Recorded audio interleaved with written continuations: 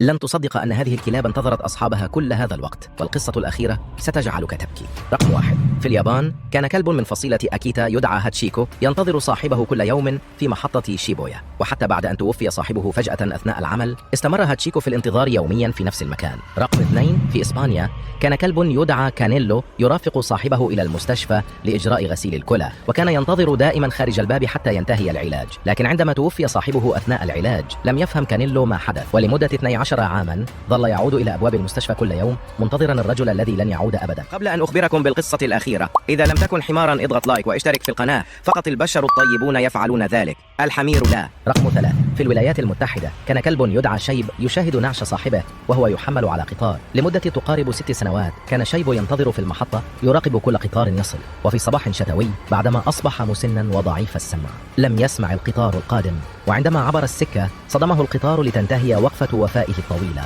هل سينتظرك كلبك هكذا أيضا؟